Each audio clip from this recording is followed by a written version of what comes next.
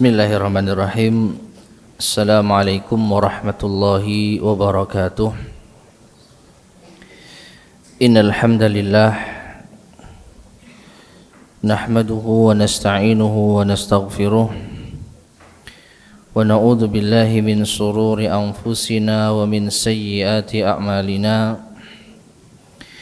Man yahdihillahu fala mudilla lahu wa man yudlil fala hadiya lahu. وأشهد أن لا إله إلا الله وحده لا شريك له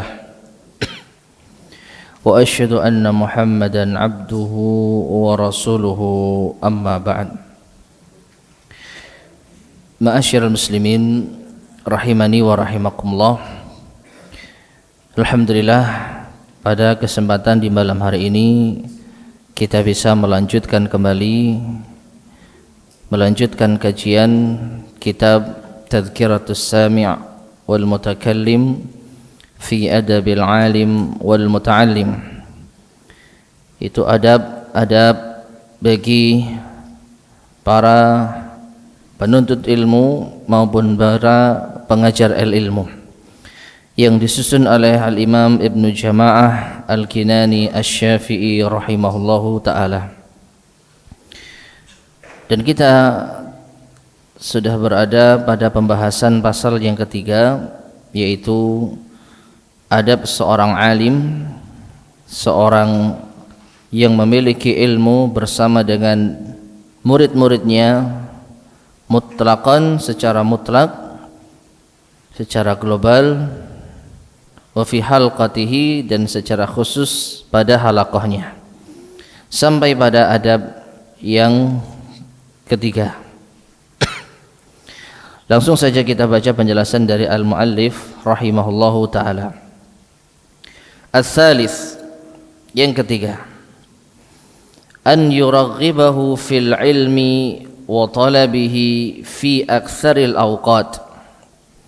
Hendaknya seorang alim, seorang guru, pengajar al-ilmu memotivasi muridnya di dalam ilmu dan menuntut ilmu fi aktsaril awqat, dalam kebanyakan waktunya.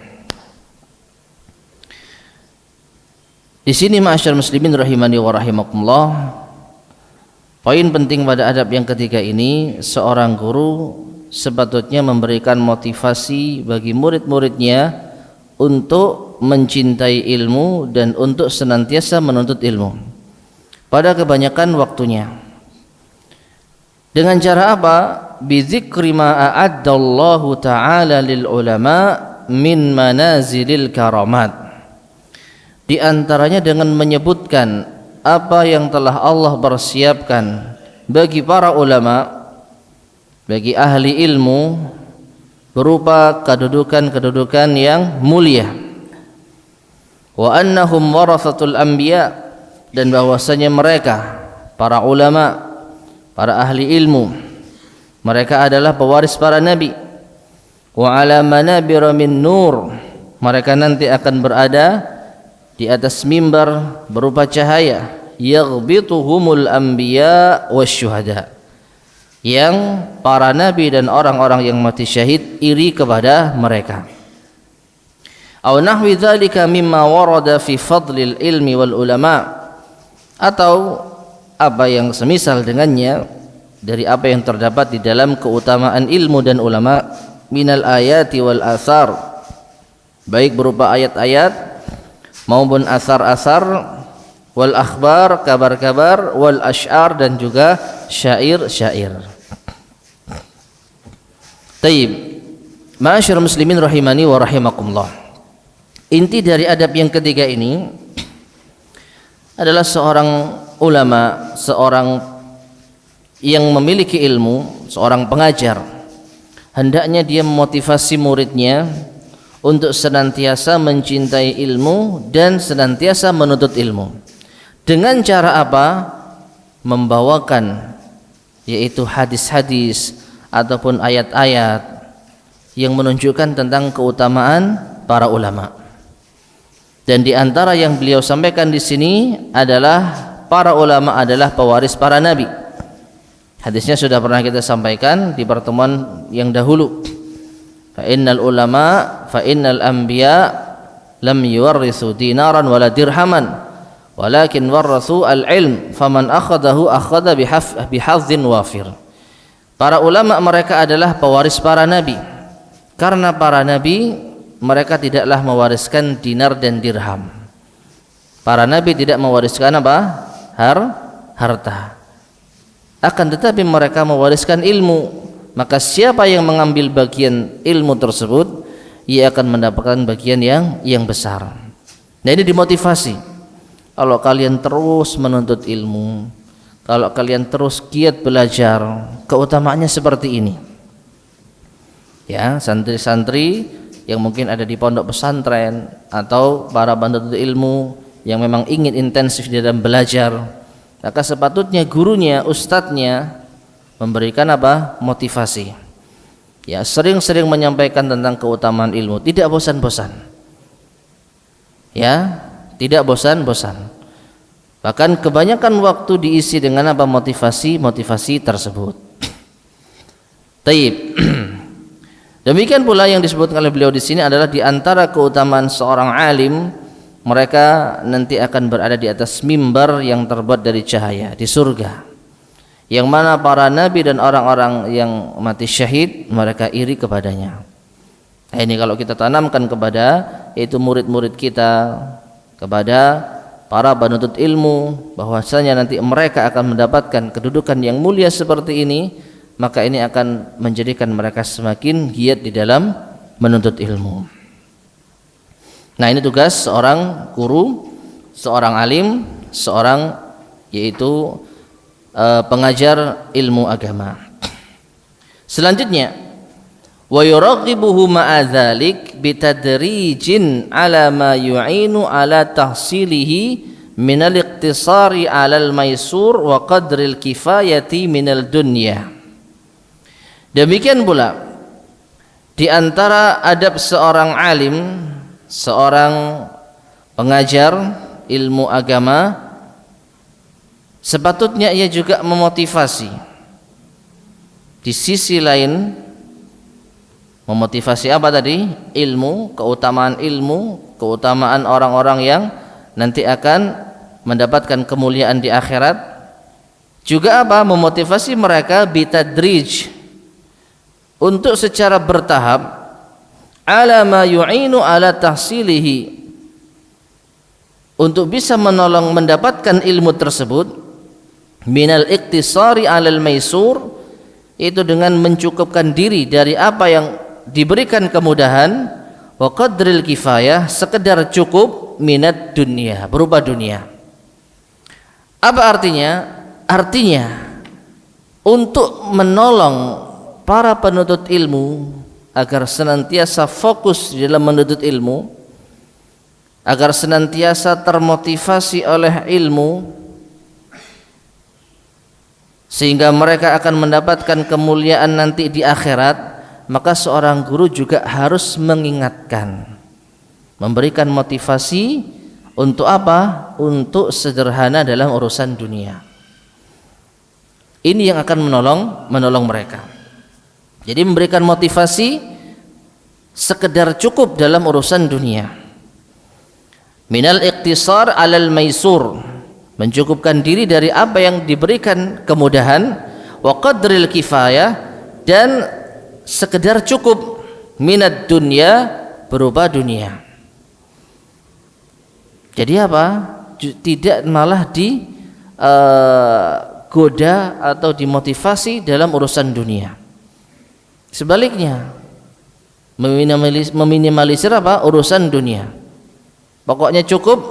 Nah ini, ya. Wal qanaati bidzalik, dan juga qanaah. Apa qanaah? Apa qanaah? Merasa cukup. Kalau bahasa Indonesianya neriman. Ya. Merasa cukup dengan apa yang Allah Subhanahu wa taala berikan. Tidak ambisi, tidak tamak dalam urusan dunia.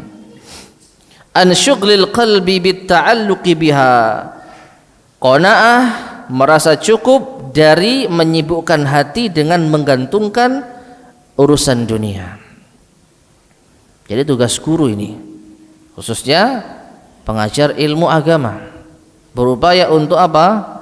Yaitu menahan para murid-muridnya, para pelajarnya untuk apa? Terlalu banyak dalam urusan dunia. Sekedar cukup saja. Naam, wa ghalabatil fikri, dan juga agar mereka tidak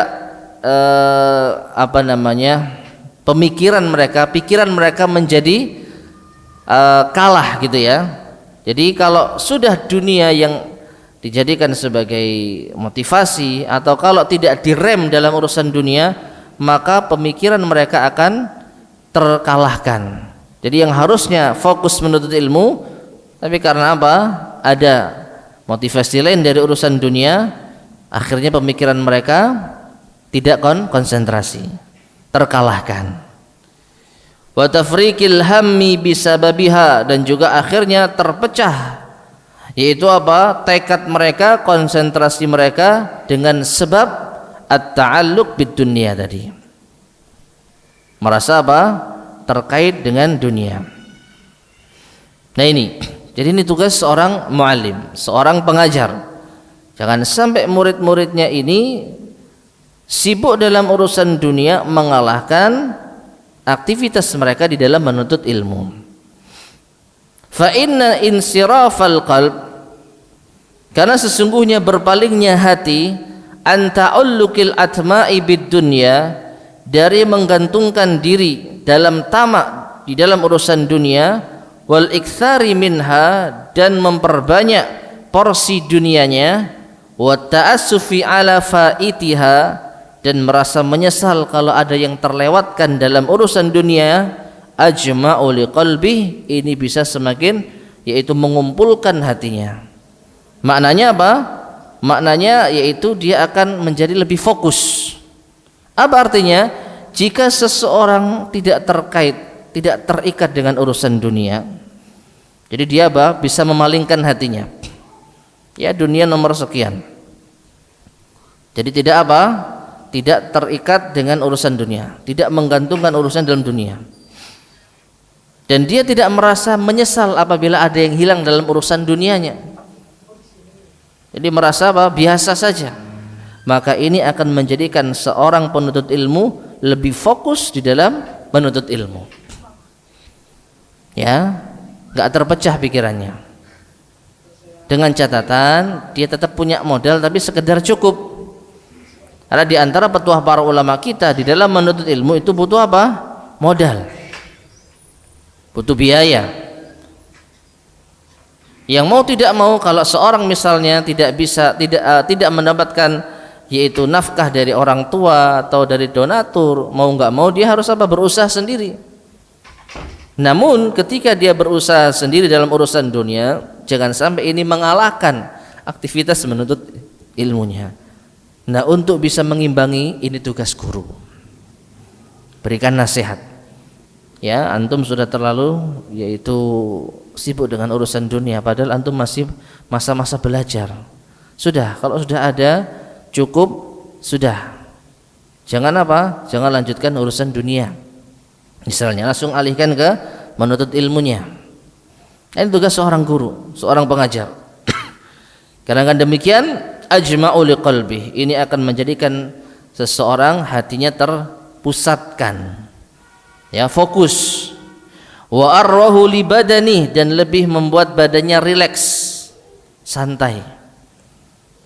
Ya, dibandingkan dengan orang yang asik dalam urusan dunia, dia pasti apa? Dikejar-kejar semua. Ya, ditagih, kemudian ditanyai ini dan itu, kemudian ditawari ini dan itu. Jadi badan apa? Kurang rileks. Nah ini. Wa asyrafu li nafsihi, dan juga menjadikan jiwanya mulia. Wa a'la limakanatihi, dan menjadikan tinggi kedudukannya. Wa aqallu li husadihi, dan sedikit orang yang hasad padanya. Nah ini benar ini, ma'asyar muslimin rahimani wa rahimakumullah. Orang yang tidak terlalu memikirkan dunia, maka sedikit orang yang hasad kepadanya. Apa yang mau dihasati, apa yang mau diirikan? Sekedar cukup dia bisa melanjutkan aktivitas menuntut ilmunya. Ya, apa yang mau diireni bahasa Jawanya? Dengan memfokuskan menuntut ilmu tadi, tidak terlalu sibuk dalam urusan dunia, ini akan meminimalisir banyak kemadaratan tadi. Ya, di samping apa? Pikirannya terpusatkan, terfokuskan, kemudian badannya santai, tenang, enggak ada beban, kemudian jiwanya mulia, ya, tidak dikomplain. Kan begitu kalau orang bisnis, orang jualan, orang punya usaha, siap-siap apa dikomplain, ditagih, ditanyai dan lain sebagainya. Ya, ini bukan berarti kita nggak boleh menjadi pengusaha. Ini kita sedang bicarakan apa? Seorang penuntut ilmu. Jadi tolong jangan salah paham, berarti ngaji nggak boleh ngaji di sini nggak boleh sukses jadi orang kaya. Tidak. Ini kita bahas seorang penuntut ilmu. Yang mana jika seandainya di antara antum ada yang tergugah jiwanya, ingin lebih konsentrasi, fokus dalam menuntut ilmu, lalu sekarang mungkin nabung supaya bisa membiayai menuntut ilmunya, silakan. Tapi begitu sudah masuk dalam area yaitu menuntut ilmu agama yang lebih yang lebih intensif, maka antum harus mulai menjauhi aktivitas duniawi. Itu maksudnya. Ya. Agar konsentrasi tidak terpecah. Dan sungguh kita dapati para ulama kita di zaman dahulu kala, mereka kalau sudah menuntut ilmu ya sudah, itu yang mereka lakukan. Adapun dalam urusan dunia, urusan perut sekedarnya. Pokoknya enggak lapar, bisa makan, ya, tidak terlalu berlebihan.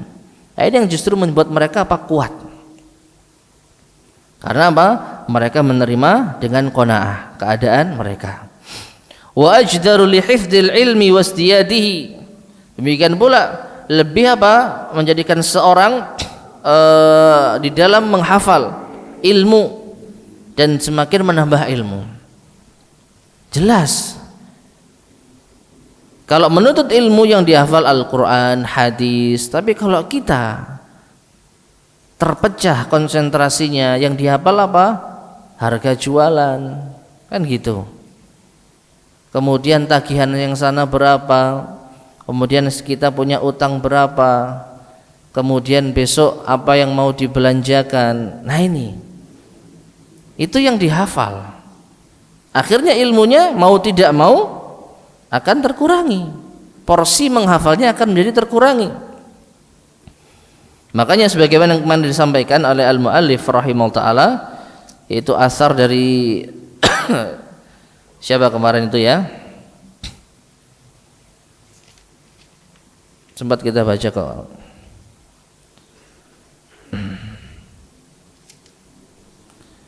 yang maknanya talabtul ilma, saya menuntut ilmu untuk dunia, fa'aba an yakuna illa lillah.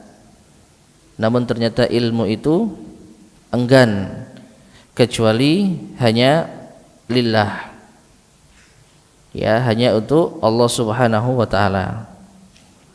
Wallahu alam, terlewatkan mungkin.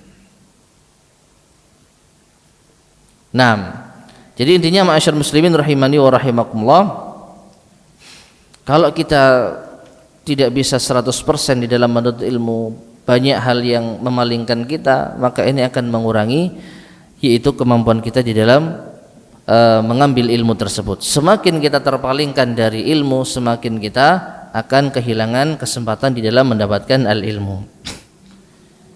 Kemudian beliau menyebutkan di sini, walidzalik, oleh karenanya, qallaman nala minal ilmi nasiban wafira illa man kana fi mabadi'i tahsilihi ala ma dzakartu.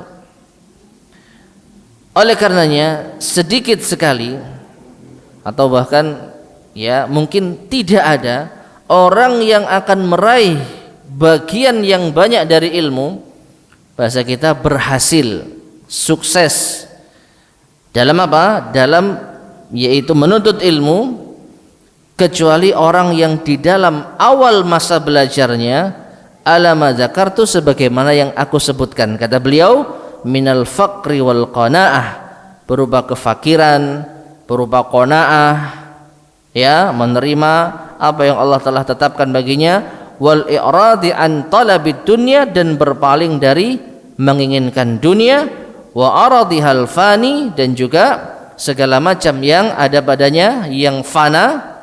Wa sayati fi hadan nau aktsar min hadza fi adabil muta'allim insyaallah. Dan akan datang insyaallah pembahasan jenis ini lebih banyak lagi di dalam adab seorang penuntut ilmu insyaallah. Taib.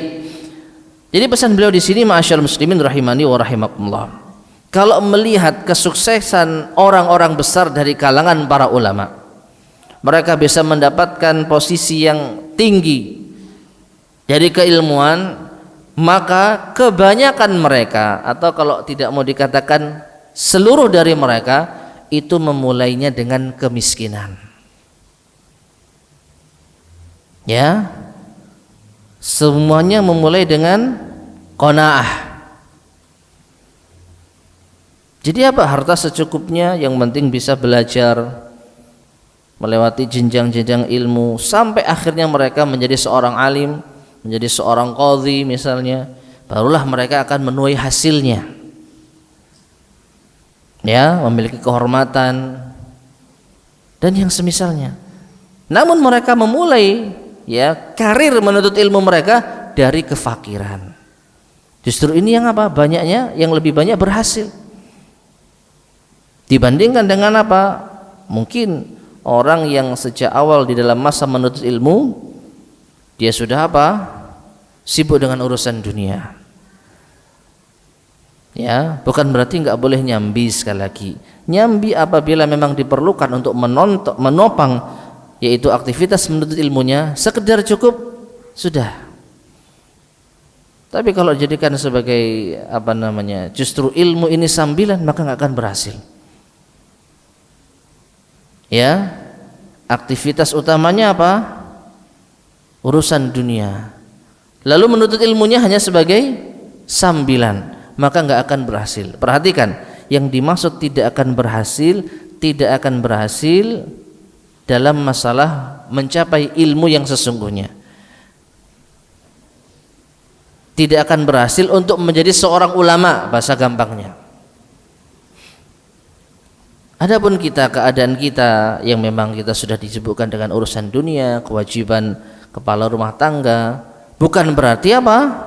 Ya kalau gitu nggak usah ngaji saja, tidak. Sekali lagi, pembahasan kita ini bagi siapa? Bagi seorang penuntut ilmu yang nanti akan menjadi kader ulama. Ini yang kita bahas. Dan paling tidak nanti ini sebagai bekal bagi antum ketika sudah berkeluarga, ingin anaknya jadi ulama, siapkan bekal mereka. Silakan. Sekarang saya nggak bisa, saya sudah punya yaitu kegiatan, sudah punya pekerjaan, sudah punya keluarga, punya kewajiban, dan itu mau nggak mau saya harus kerja, mau nggak mau saya harus berusaha. Silakan. Nah, diiringi bahasa kita, ya, disambi dengan menuntut ilmu, paling tidak untuk apa namanya, menenangkan hati. Jadi kita hadir kajian mungkin bukan untuk menjadi ulama, tapi untuk apa? Yaitu semacam merefresh atau mencharge keimanan kita. Sampai datang ke kajian hanya ingin sekedar melihat adab para ulama, para ustadz beserta murid-murid, beserta teman-teman, ingin bertegur sapa, nggak ada masalah. Selama itu aktivitas ilmu, maka semuanya barokah. Ya, bukan menjadi syarat orang hadir di majelis ilmu harus jadi ulama, tidak. Ini kita bicara realitas. Kondisi kita sekarang tidak mungkin, ya, rasanya untuk menjadi ulama. Tapi ketika kita memikirkan masa depan anak keturunan kita dan kita ingin mencetak ulama yang sungguhnya, ini antum sudah punya modal. Apa? Mempersiapkan mereka dengan biaya misalnya. Ya, dan mengajarkan mereka arti kesederhanaan. Perhatikan, ini penting. Bukan berarti pondok pesantren tidak boleh punya fasilitas, nggak boleh punya ini dan itu, tidak. Tapi perhatikan, semakin mereka berada dalam kondisi yang pas-pasan, insya Allah itu semakin menunjukkan apa? Kesungguhan di dalam menuntut ilmu. Ya, semakin seseorang, dan ini sudah menjadi sunnatullah, semakin orang susah, dia akan semakin berjuang. Dia akan semakin mengerti dan mengetahui beratnya menuntut ilmu. Akan mengetahui betapa beratnya tantangan menuntut ilmu. Tapi orang kalau sudah menuntut ilmu dalam kondisi yang bisa dikatakan ya mendapatkan segala macam fasilitas, maka wallahu alam yang ana lihat banyak santainya. Mau ini ada, mau itu ada. Misalnya, dengan tidak yaitu merasa meremehkan ya, sebagian pesantren atau sebagian sekolah yang mungkin punya fasilitas, mungkin itu mereka butuhkan. Tapi kalau kita lihat kebanyakan yang sukses di dalam meraih derajat keilmuan, rata-rata mereka orang-orang yang apa?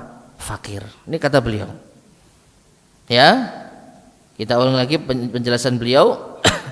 Walidzalika qalla man nala minal ilmi nasiban wafiran illa man kana fi mabadi'i tasilihi ala ma dzakartu minal faqri wal qanaah. Sedikit sekali orang yang bisa meraih derajat ilmu, sukses menjadi seorang ulama, yang mereka memulai belajarnya itu tidak dengan kefakiran. Kalaupun mungkin ada, itu hanya sedikit. Mungkin orang tuanya kaya raya, jadi semua fasilitas diberikan. Mungkin ada anak-anak yang seperti itu tumbuh kemudian besar jadi ulama. Mungkin ada, tapi enggak banyak. Yang banyak kita jumpai justru kebanyakan mereka orang-orang yang kekurangan. Dan kalau antum perhatikan kisah-kisah para ulama salaf dalam menuntut ilmu, mungkin kita enggak ada apa-apanya. Ya, tidak ada apa-apanya. Bagaimana mereka menjumpai rizki yang kadang ada, kadang tidak ada. Ketika ada rizki, beli katakanlah apa, ikan, belum sempat dimasak sudah mulai pengajian, pulangnya sudah lupa, akhirnya ikannya busuk, nggak jadi makan. Nah seperti itu. Tapi justru apa? Menjadikan mereka orang yang sukses. Nah ini, sehingga ma'asyar muslimin rahimani wa rahimakumullah, sekali lagi pembahasan kita adalah bagi orang-orang yang memang ingin benar-benar menuntut ilmu secara fokus, intensif. Ini yang harus dilakukan. Hindari terlalu banyak bersinggungan dengan urusan dunia. Maka dari itu, sekali lagi ini sebagai bekal bagi antum semua. Ketika antum sudah berkeluarga dan ingin mendambakan seorang anak yang insyaallah bisa diandalkan, bisa diharapkan menjadi ulama, menjadi ahli ilmu, maka antum siapkan dari sekarang. Ya, ada baik materi ataupun motivasi yang lain. Kalau anak sudah mulai ada kecenderungan terhadap dunia padahal mereka dalam masa-masa belajar, ingatkan. Memang ini tugas guru, tugas seorang ustadz, tugas seorang pengajar. Tapi orang tua seharusnya juga apa? Tahu. Kan enak kalau gurunya ngarahkan ke sana, ustadznya ngarahkan ke sana, orang tua juga mau diarahkan ke sana. Yang susah kalau gurunya ngajarkan kesederhanaan kepada santrinya, ustadznya ngarahkan yaitu qanaah kepada santrinya, ternyata orang tuanya ngajarkan apa? Manja. Ya, kasihan kamu naknya di pondok, wis ini mau apa tak belikan, padahal di pondok anaknya benar-benar dijadikan sebagai latihan gitu ya. Ya kalau ada makanan ya dimakan, kalau enggak ada ya sabar. Dulu ulama itu begini. Nah anak ini masya Allah merasa apa? Iya ya, dulu kita hidup enak sama Abi sama Umi, sekarang pas pondok rasanya luar biasa. Tapi bareng-bareng enak. Di situ mereka kan ditanamkan kesederhanaan, keterbatasan. Begitu pulang di rumah, kasihan kamu nak ya, ini Abi belikan ini, apa kamu apa, buyar semua. Ya, jadi masa-masa awal menuntut ilmu kita bukan berarti apa ya, menjadikan orang itu harus miskin, tidak.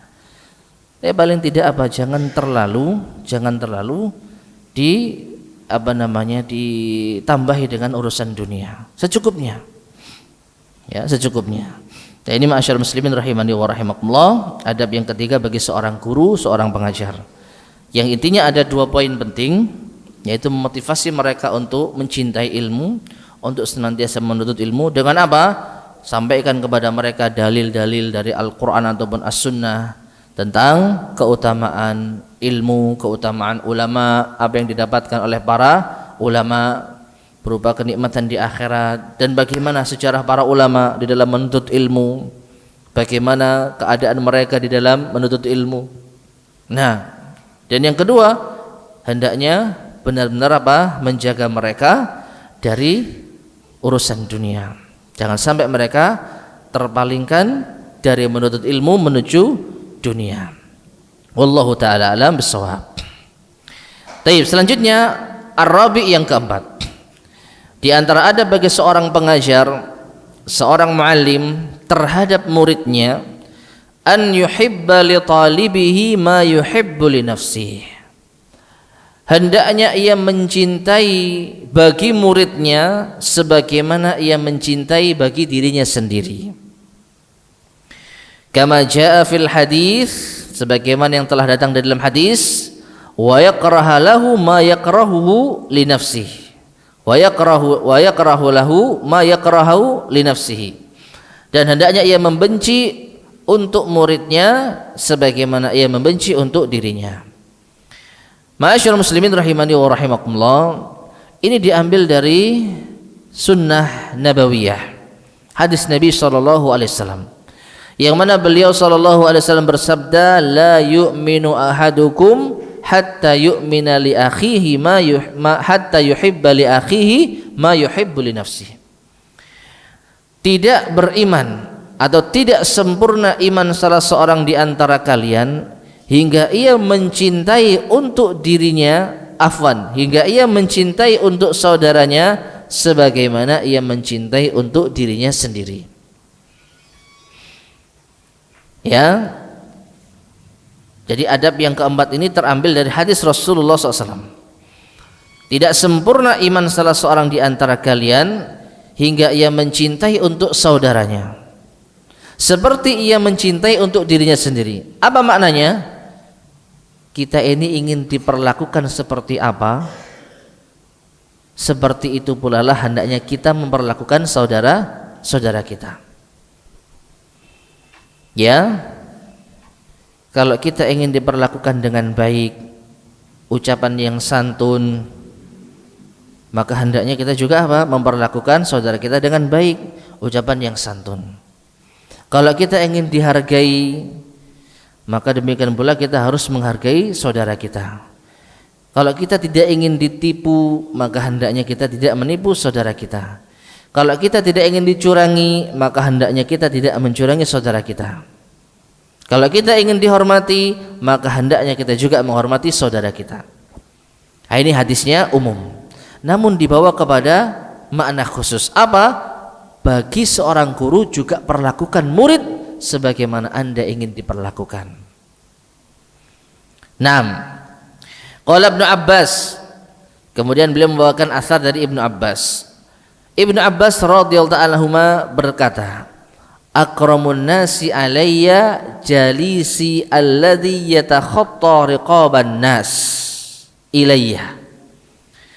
Manusia yang paling mulia di sisiku, kata Ibnu Abbas, adalah kawan dudukku yang ia melangkahi pundak-pundak manusia untuk bisa mendekat kepadaku. Apa artinya? Murid-muridku. Jadi kata beliau, manusia yang paling mulia di sisiku itu mereka murid-muridku yang mereka jalan dari luar melangkahi kawan-kawannya untuk bisa dekat denganku. Menunjukkan apa? Ibnu Abbas sangat menghormati murid-muridnya, memuji murid-muridnya, memberikan apresiasi murid-muridnya. Kalau guru ingin dihormati, maka hormati juga apa? Muridnya. Itu maknanya. 6. Kemudian beliau mengatakan, masih ucapan Ibnu Abbas, law istata'tu an la yaqa'adz dzubabu 'alaihi la fa'altu. Seandainya aku mampu bahwasanya lalat itu tidak hinggap di salah seorang dari mulutku, aku akan melakukannya. Apa artinya? Kalau ada lalat nempel di salah seorang muridku, bisa aku usir, akan aku usir. Ya, wa fi riwayatin, dan dalam riwayat yang lain masih ucapan Ibnu Abbas, inna dzubaba la yaqa'u 'alaihi fayu'dzini. Sesungguhnya lalat itu nempel di salah seorang muridku dan ini membuatku terganggu. Padahal nempelnya di mana? Di muridnya. Apa artinya?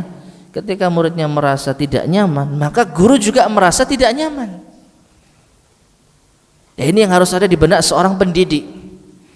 Kalau ada muridnya yang susah, gurunya juga harus merasa susah. Muridnya senang, gurunya harusnya apa? Senang. Muridnya sukses, berhasil, harusnya gurunya juga apa? Senang. Bukan malah apa? Hasad. Ya. Karena tujuan kita mengajar, yang penting apa? Ilmu tersebar. Ternyata ilmu bisa tersebar dari murid kita, Masya Allah.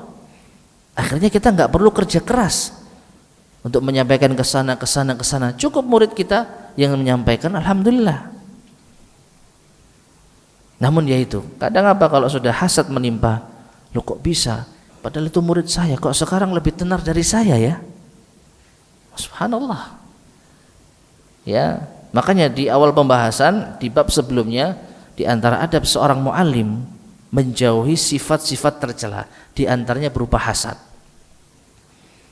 Dan terkadang hasad itu sesama pengajar, dan bisa jadi hasad juga terhadap muridnya. Dia merasa telah mendidik, merasa telah mengajarkan, tapi ternyata ya muridnya lebih pandai, lebih sukses, lebih hebat. Nah, guru yang hasad maka dia akan merasa benci dalam hal itu. Tapi coba bayangkan, kalau seandainya dia yang jadi murid, kira-kira senang enggak dia menjadi seorang murid yang sukses? Dulu ketika dia diajar misalnya, ternyata dia bisa lebih hebat dari gurunya, kira-kira senang enggak? Ketika dia jadi santri, lalu dia bisa menjadi seorang alim, seorang ulama, gurunya ternyata apa? Masih mungkin ya segitu-gitu aja, kira-kira senang enggak dia? Dalam artian dia merasa bangga enggak? Merasa bangga. Tapi kenapa ketika muridnya yang melampaui dia benci? Berarti dia apa? Tidak mencintai untuk saudaranya seperti ia mencintai untuk dirinya. Kalau dia merasa senang karena bisa melampaui gurunya, senang dalam artian bersyukur ya, bukan sombong, beda. Senang karena apa? Ternyata selama ini menuntut ilmu dan bisa mengungguli gurunya, harusnya dia juga senang kalau ada muridnya yang juga bisa mengungguli dirinya. Ini baru apa? Mencintai untuk saudaranya seperti ia mencintai untuk dirinya. Taib azan ya.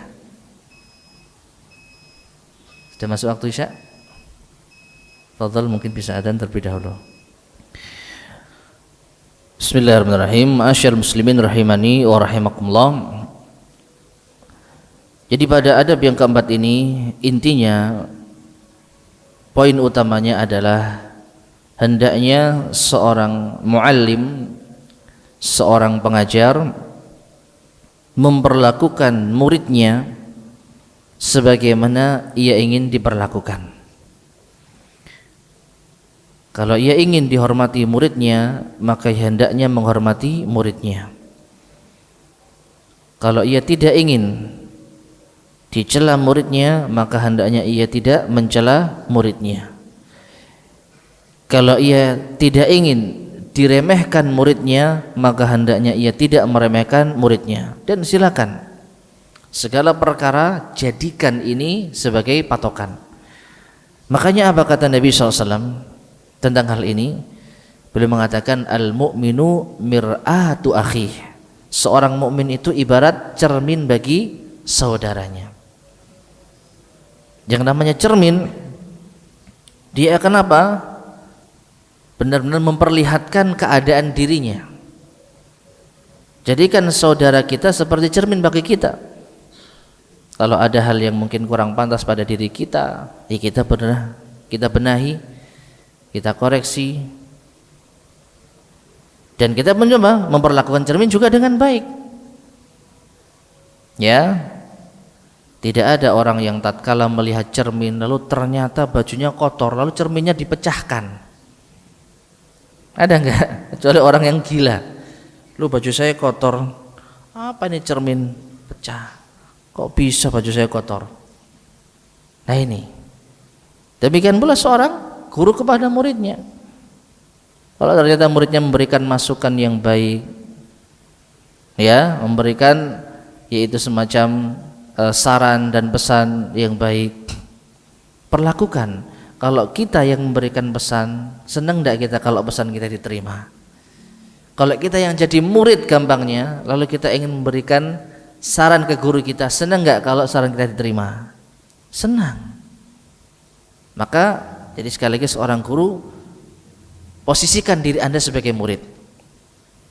Lalu Anda melakukan apa yang Anda ingin lakukan dari seorang murid. Kalau Anda suka diperlakukan seperti itu, maka perlakukan pula murid Anda seperti itu. Nah, ini gambaran global secara umum tentang adab yang keempat.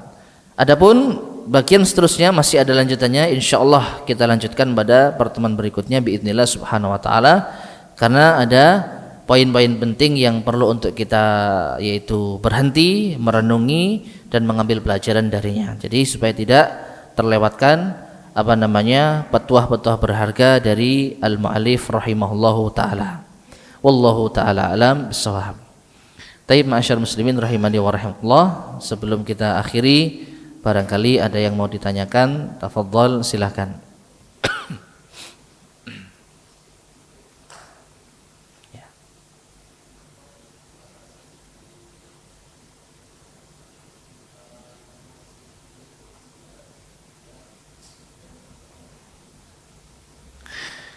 Wallahu a'lam bishawab. Kalau dikatakan batasan secukupnya dan berlebihan, jika dibandingkan para salaf dahulu, dibandingkan dengan generasi terbaik dahulu, mungkin kita nggak ada apa-apanya.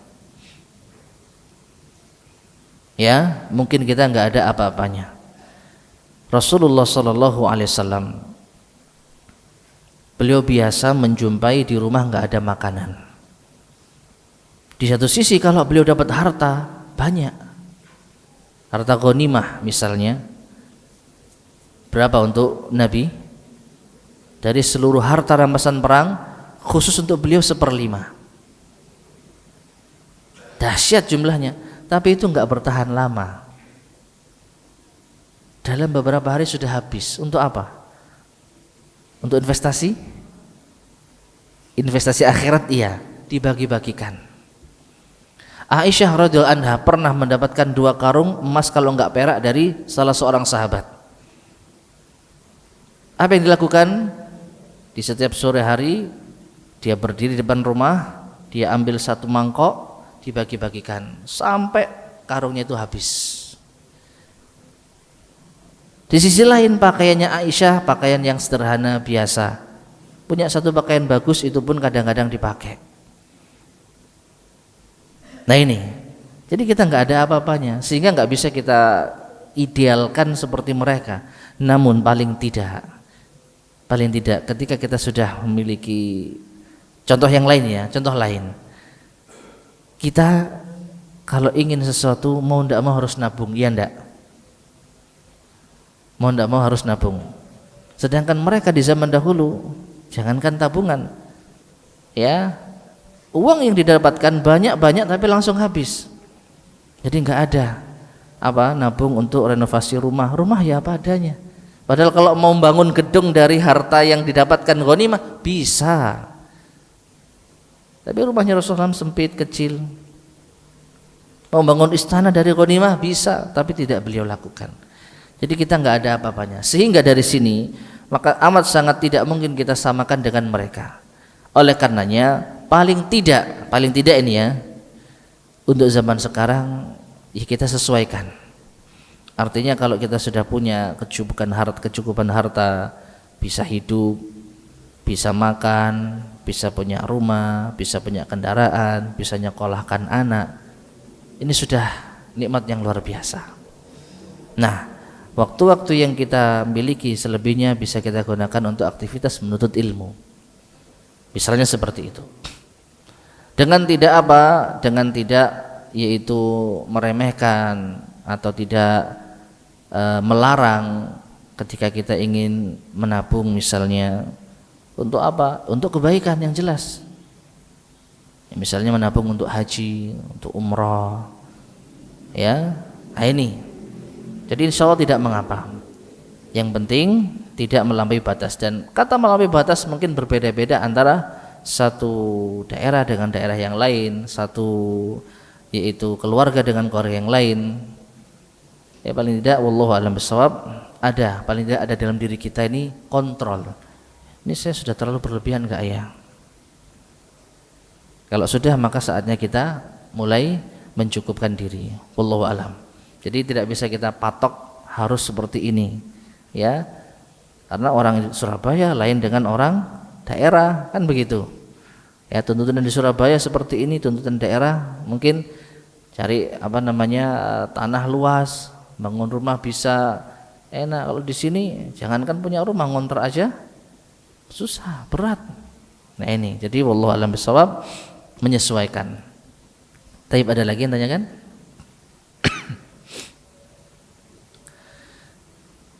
Cukup ya? Baiklah, jika tidak ada kita akhiri sekian, semoga bermanfaat. Kurang lebihnya saya mohon maaf. Subhanakallahumma bihamdika asyhadu an la ilaha illa anta astaghfiruka wa atubu ilaik. Walhamdulillahirabbil alamin. Assalamualaikum warahmatullahi wabarakatuh.